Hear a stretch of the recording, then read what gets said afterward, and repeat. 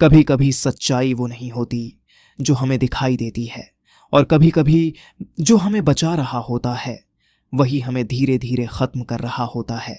घने जंगल के बीच एक पुराना घर खड़ा है। चारों तरफ सिर्फ अंधेरा, सन्नाटा और एक ऐसी हवा जो किसी की चीख को भी निगल जाए। इस घर में रहते हैं दो बच्चे, अरे और जियाओजे, और उनकी माँ अन्ना। बचपन से ही माँ ने उन्हें सिखाया था कि बाहर मत जाना, जंगल में राक्षस हैं जो इंसानों को खा जाते हैं। माँ कहती थी सिर्फ यह घर और इसके चारों तरफ बंधी रस्सियां ही हमें उन दानवों से बचा सकती हैं। हर बार जब बच्चे बाहर निकलते तो रस्सी का एक सिरा उनके कमर से बंधा होता और दूसरा घर से। अगर रस्सी टूट गई तो मतलब मौत सामने है।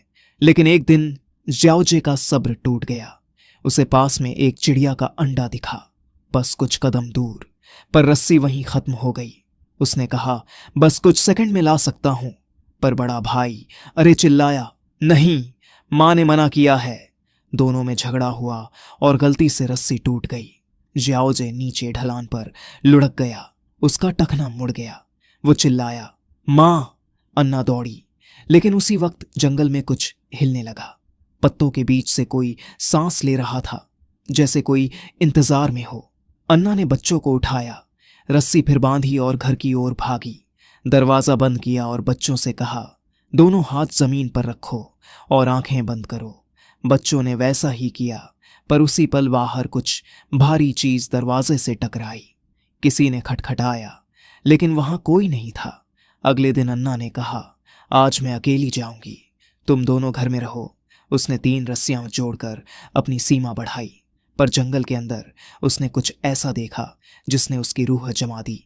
एक कौवा इंसान की लाश खा रहा था।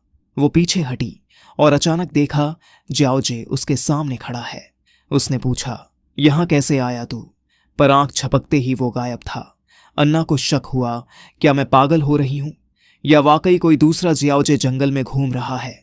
वो कुछ छालें तोड़कर घर लौटी, उन्हें तलकर बच्चों को खिलाया।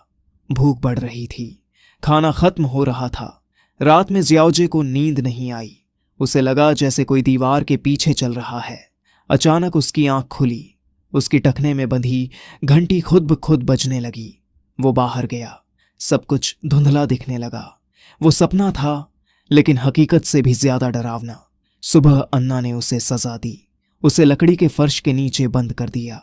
अंधेरा, ठंड और डर, उसकी चीखें भी दीवारों में गुम हो गईं। बाद में मां ने एक पुराना कैमरा निकाला। उसने कहा यह कैमरा आखिरी तस्वीर ले सकता है, इसका इस्तेमाल सोच समझ कर करना।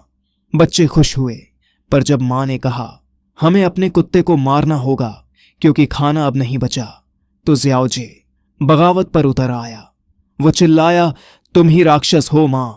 अन्ना ने जवाब दिया मतलब तुम नहीं जानते असली राक्षस कौन है। लड़ाई में उसने मां को कमरे में बंद कर दिया, पर तभी वही फुसफुसाहट, वही आवाज जो पहले जंगल में सुनी थी, वो चीज अब घर के अंदर थी। जब अन्ना बाहर निकलने की कोशिश कर रही थी, दीवारों पर अजीब निशान उभर आए और फिर उसकी आंखें सफेद हो गईं। उसने कहा तुमने मुझे बाहर छोड़ दिया, अब मैं तुम्हें अंदर ले जाऊंगी। चीख की गूंज से घर कांप उठा। दीवार पर रखा कैमरा अपने आप क्लिक हुआ। सुबह सिर्फ राख बची थी। जियाओजे एक कोने में पड़ा कांप रहा था। बाहर से मदद की गाड़ियां आईं। उन्होंने कहा चिंता मत करो, तुम्हारी मां जिंदा है, उसे हेलीकॉप्टर में रखा है। वो मुस्कुराया, आसमान की ओर देखा, पर कैमरा की आखिरी तस्वीर में अन्ना के पीछे एक परछाई खड़ी थी, लंबे हाथों वाली, बिना चेहरा, सिर्फ मुस्कुराहट, और तस्वीर के नीचे लिखा था वे फिर कभी नहीं मिले। अगर यह कहानी आपके दिल को छू गई हो तो वीडियो को लाइक करें, कमेंट में बताएं अगली कौन सी डरावनी फिल्म समझाऊं, और हाँ, फिल्मी एक्सप्लेनर को सब्सक्राइब करना मत भूलिएगा, क्योंकि यहाँ हर फिल्म बोलती है